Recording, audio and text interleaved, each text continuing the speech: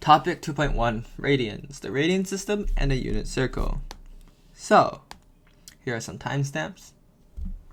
Now, let's take a look at the radian. The radian is a unit for angle where 1 radian is defined as the arc length equal to the length of the radius in a circle.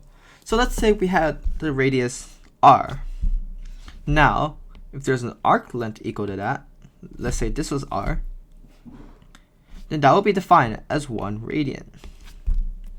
We know the circumference of a circle is 2 pi r. So, the full circle's rotation is actually going to be 2 pi radians. It's going to be 2 pi of the radius long. And this is really important because then we know that 360 degrees, which is the full rotation of the circle, will be equal to 2 pi radians, which means we have a neat conversion between radians and degrees. We can then rearrange this so that 1 radian is 180 degrees over pi, and 1 degree is going to be pi over 180 radians. And it's really important to note that in the curriculum we're working with, the advanced functions for the Ontario, it is expected to use radians unless explicitly stated otherwise. So essentially, when does not exist a degree symbol for an angle, we just assume that it is in radians. Now let's take a look at our third and very important special angle. This is at 30 degrees or pi over 6 one. So let's say we had a circle, and let's say we had an angle of pi over 6 and a radius of 1. Well, we can extract a triangle from this. This is 90 degrees, which is pi over 2, pi over 6, and pi over 3, 1. Now, if we were to make this symmetrical, make this vertically symmetrical, we would have pi over 2 here, pi over 3, and pi over 6. What's interesting, this is pi over 3 for this larger triangle.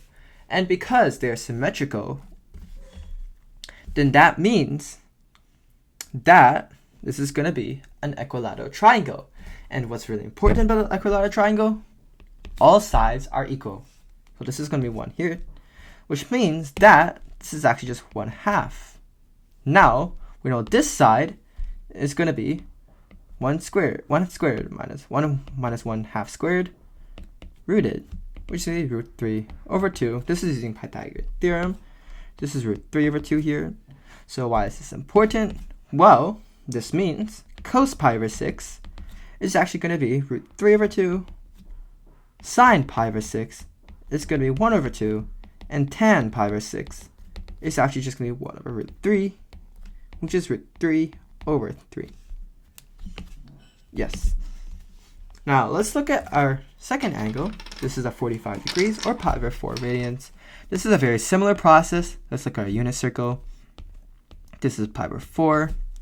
Now, we have 1 here. You can take any radius you want. I prefer to use 1. It doesn't really matter because these are ratios. Now, this is 1, pi over 4. This is pi over 4 because this must be pi over 2.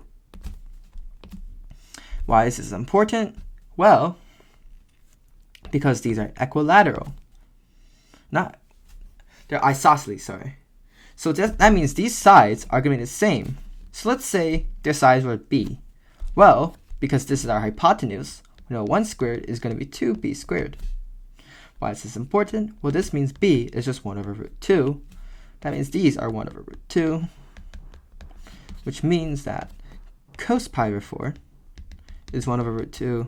Sine pi over 4 is also 1 over root 2, which means tangent pi over 4, because 1 over root 2 over 1 over root 2 is 1, this is just going to be 1. And there, that is our second special angle. Let's take a look at our third special angle, with 60 degrees or pi over 3 radians.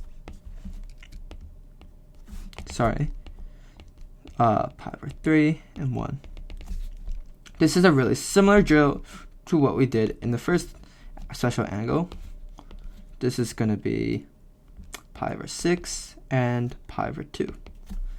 Now, this is really important. We can just write pi over 6, pi over 3, pi over 2. We can do the equilateral triangles again, which is going to be 1 over 2 and 1 over 2. Now, this is important because now we can get 1 squared minus 1 over 2 rooted squared. This is root 3 over 2. So this is root 3 over 2. Now what's really important is that now we can extract sine. Pi over 3 is going to be root 3 over 2.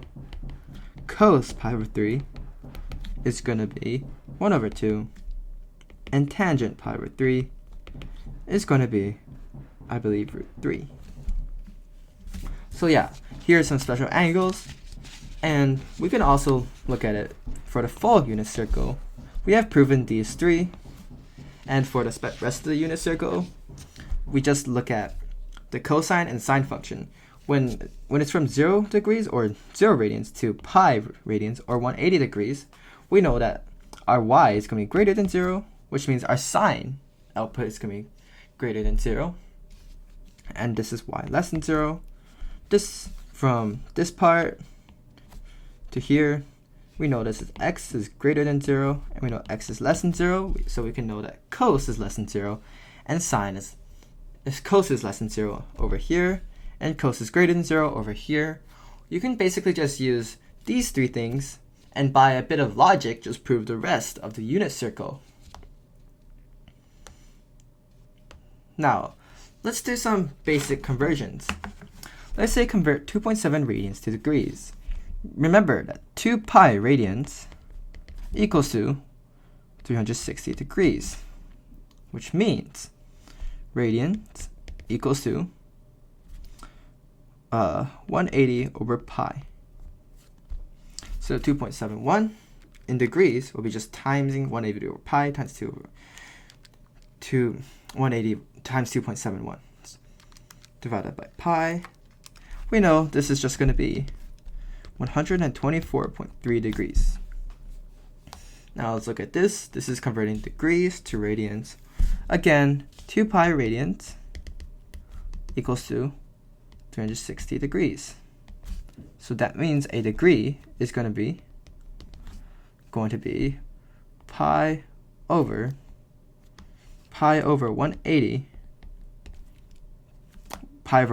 radians. So 50 times pi over 180, this is going to be 0.87 radians. Now let's look at this. This is evaluating tan 30. We can just use our unit circle. Of course, we can also derive that logic again, 30 degrees. And we know that our cosine pi over 6, I believe, because 30 degrees, sorry, I forgot to add a degree here, equals pi over 6. We know this is going to be 1 over root 3 over 2, I believe. And sine pi over 6 is going to be 1 over 2. So tangent pi over 6 is going to be, I believe, just root 3 over 3. For this one, we can also just look at this. We know cosine is going to be greater than 0 on this part of the unit circle. So, by using that logic, we believe that there's going to be two different angles that can possibly fulfill this. So what angles can fulfill this? Well, we have seen that cos pi over 6 is root 3 over 2. So we know x can be pi over 6. It can also be negative pi over 6. But you would typically want to rewrite it as 2 pi minus pi over 6. It's going to be 11 pi over 6. That just means the angle here that corresponds to this output. So we know x is pi over 6, or x equals 11 pi over 6. So yeah, here are some basic ways to just work with the radian system. It's a bit unintuitive at first, but eventually it becomes really important, especially in calculus.